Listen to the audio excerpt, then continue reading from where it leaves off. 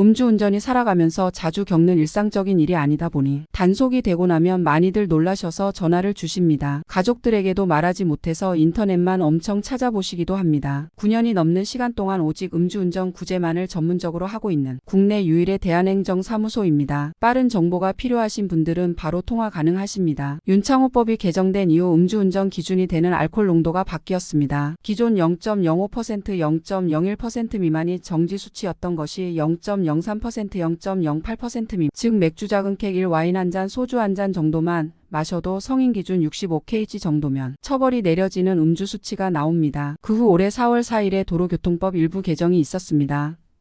음주 기준은 크게 달라진 것은 없습니다. 처음 단속에 걸린 경우 기존 규정에 따라 적용이 됩니다. 다만 형사적인 책임 부분은 이번 개정으로 10년이 넘는 음주 이력은 가중처벌 기간에서 빠진다고 변경되었습니다. 예를 들어서 2013년 전에 음주 이력이 있고 이번에 단속되면 음주 이력 1회와 같은 내용으로 벌금이 내려진다는 것입니다. 형사처벌 부분은 기존과 같이 과거 이력이 다 끌어와서 10년 기준에 상관없이 취소가 2년이 나오게 됩니다. 자주 겪는 일이 아니라서 전문적인 대응이 어렵다고 판단되어 전문행정사의 도움을 받기로 결정을 했다면 단속되었을 때부터 빨리 함께 진행하는 것이 큰 효과를 볼 수 있습니다. 반성문과 근거 자료를 준비해서 경찰서에 출석하는 것이 아무런 자료를 제출하지 않는 것보다는 벌금이 낮추기 위해 할 수 있는 유일한 방법입니다. 반성문은 육하원칙에 근거하여 작성하고 변명보다는 객관적인 입장이 잘 드러나야 합니다. 행정적인 처분은 면허증 자격 결격 기간을 이야기합니다. 정지는 110일 동안 운전을 하지 못하는 상태가 되는 것을 말하며 이 기간에 운전을 하다가 걸리게 되면 무면허 운전으로 취소 처분과 형사 처분이 내려집니다. 취소된 운전면허증을 구제하셔야 하는 많은 분들이 있습니다. 이런 분들을 위해 운전면허를 구제하는 제도가 마련되어져 있습니다.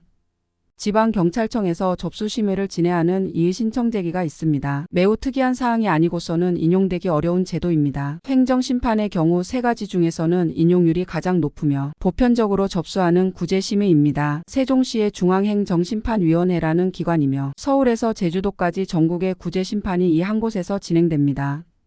취소 결정 통지서가 우편으로 수취된 후 행정심판을 접수할 수 있는 자격 요건이 됩니다. 수취 후 최소한 75일 안에는 접수해야 합니다. 거의 매일 한 분쯤은 기간이 지나신 후 전화를 주시는데요. 도움을 드릴 것이 없어서 안타까울 뿐입니다. 심판을 통해 운전면허증을 구제해야겠다고 생각을 하셨으면 빨리 결정하는 것이 중요합니다. 긴 시간을 한 분야만을 한다는 것이 쉬운 일은 아닙니다. 오랜 시간 버텨온 노하우와 수천 건에 달하는 실제 구제 건수가 저희 사무소 대표 행정사님의 가장 큰 장점이며 신뢰입니다. 하고 싶어도 믿고 맡길 곳이 없어서 고민이 되신다면 전화 주시면 해답이 되는 상담 드리겠습니다.